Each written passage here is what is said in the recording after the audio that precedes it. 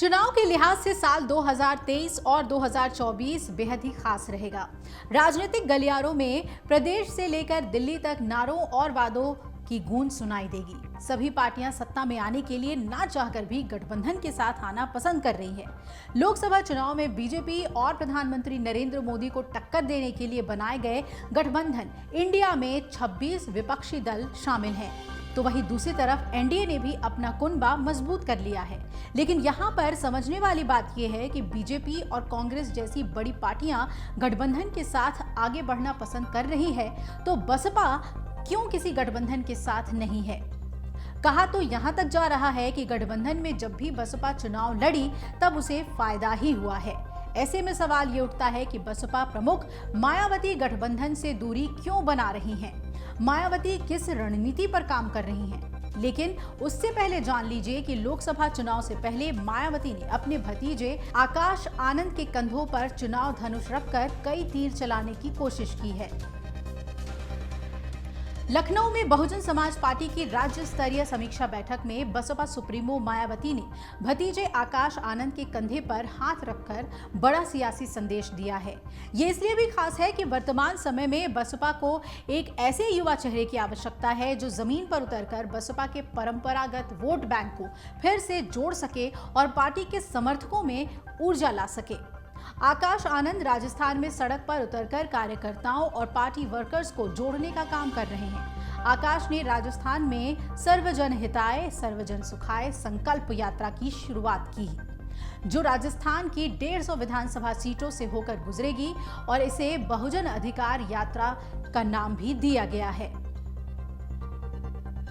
भतीजे को ही देंगी कमान, ऐसी सूत्रों से जानकारी मिल रही है।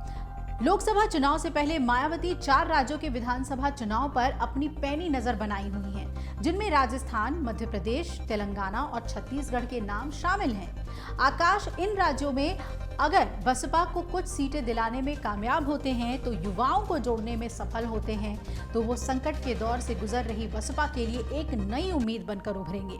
अगर इन 4 राज्यों की बसपा के परिप्रेक्ष्य में बात करें तो 2018 के विधानसभा चुनाव में एमपी में बसपा को 2 सीटें, राजस्थान में 6 सीटें, छत्तीसगढ़ में 2 और मिजोरम में 1 सीट पर जीत मिली थी। वहीं तेलंगाना में पार्टी एक भी सीट जीतने में सफल नहीं हो पाई थी, जबकि 2013 में तेलंगाना में बसपा ने 2 सीटें जीती थी।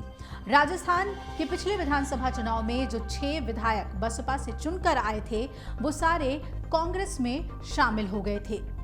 पिछले दिनों आकाश आनंद ने इन विधायकों के लिए कहा था कि जो पार्टी छोड़कर चले गए हैं उन्हें पार्टी में दोबारा शामिल नहीं किया जाएगा। राजनीति में पहले से एक्टिव हैं आनंद। बहुजन समाज पार्टी डिजिटलाइजेशन के काफी समय बाद सोशल मीडिया पर एक्टिव हुई।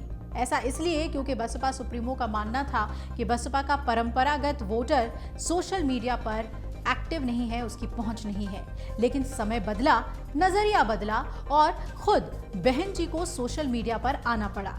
मोबाइल क्रांति और सस्ते इंटरनेट के जमाने में गांवों तक सोशल मीडिया की पहुंच हो गई है, तो बसपा का परंपरागत वोटर इससे अछूता नहीं रहा।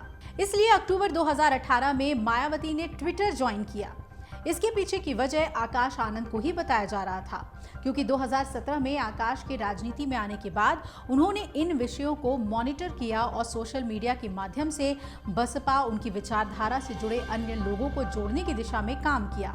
आकाश आनंद बसपा की राजनीति को सोशल मीडिया पर धारदार तरीके से रखते आ रहे हैं। युवाओं और सोशल मीडिया पर कारगर आनंद युवाओं को जोड़ने के लिए मीडिया का पूरा इस्तेमाल करते हैं, सोशल मीडिया में एक्टिव हैं। राजनीतिक गलियारों में चर्चा रही कि इसे देखते हुए आकाश आनंद ने पर्दे के पीछे से बहुजन समाज पार्टी की विचारधारा को सोशल मीडिया पर प्लानिंग से एक्टिव किया।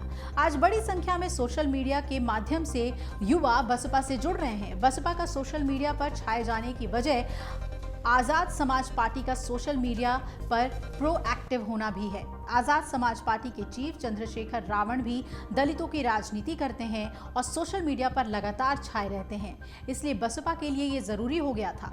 अभी पिछले दिनों आकाश आनंद ने चंद्रशेखर आजाद रावण के एक सवाल पर उन्हें पहचानने से इनकार कर दिया था, जिस पर चंद्रशेखर ने जवाब देते हुए कहा था कि मैं बहन जी का बहुत सम्मान करता हूं। उन्होंने हमारे समाज के लिए बहुत कुछ किया। किसी नौसिखिए के कारण मेरे मन में उनके सम्मान को लेकर कोई कमी नहीं हो सकती। 2014, 2019 और 2022 के चुनाव में बसपा अपने सबसे बुरे राजनीतिक दौर से गुजर चुकी है। इस परिस्थिति में उसे एक ऐसे चेहरे की जरूरत है जो जमीन पर उतरकर पार्टी के लिए काम कर सके, जो युवा हो, नौजवान, बहुजनों की दिक्कतों को समझता हो। अभी का एक दलित युवक किन सपनों को पाल रहा है, उन सबको समझकर कार्यकर्ताओं के बीच जा सके। खुद मायावती पार्टी में ज्यादा से ज्यादा युवाओं को जोड़ने की अपील कर चुकी हैं। इसलिए शायद 2019 में मायावती ने आकाश आनंद को सक्रिय किया और वो खुलकर जमीन पर उतरे। फिलहाल आकाश आनंद 5 राज्यों के विधानसभा चुनावों और आगामी लोकसभा चुनावों में पार्टी के लिए कितने महत्वपूर्ण साबित होंगे, ये तो समय बताएगा। लेकिन आकाश आनंद के रूप में बसपा को एक युवा चेहरा मिल चुका है। अमर उजाला अब आपके टीवी पर भी।